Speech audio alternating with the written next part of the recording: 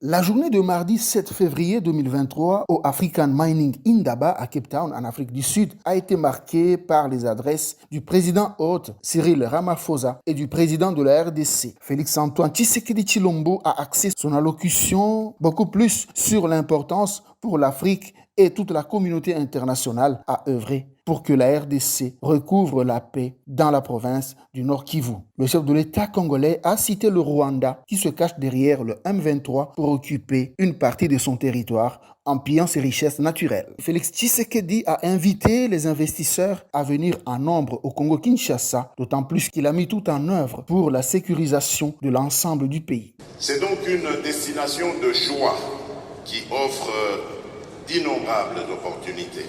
Financiers, exploitants miniers, équipementiers, sous-traitants, recycleurs, chacun peut y trouver sa part. Cependant, il est triste de constater que cette abondante dotation naturelle n'a toujours pas profité au pays, encore moins à l'Afrique, en raison de questions de mauvaise gouvernance enracinées depuis des décennies, mais aussi en raison d'une insécurité savamment orchestrée par des puissances obscures, avides de nos richesses naturelles, comme c'est le cas présentement dans la partie est du pays, en l'occurrence la province de l'Ituri et celle du Nord Kivu, avec le mouvement armé, le M23, qui n'est autre qu'un déguisement d'un voisin belliqueux, le Rwanda, obnubilé par nos richesses, mais malheureusement maladroit dans sa méthode pour y accéder, préférant la guerre plutôt qu'un cadre paisible d'échanges fructueux, gagnant-gagnant.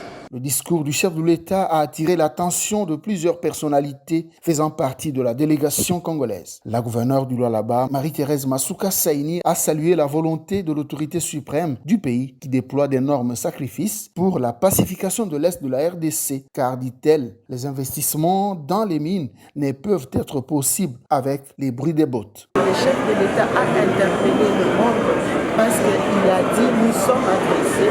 Vous voyez, nous sommes agressés. Pourquoi il a encore dit c'est à cause de nous. Donc nous pensons que cette guerre doit prendre parce que l'accusateur a été quitté.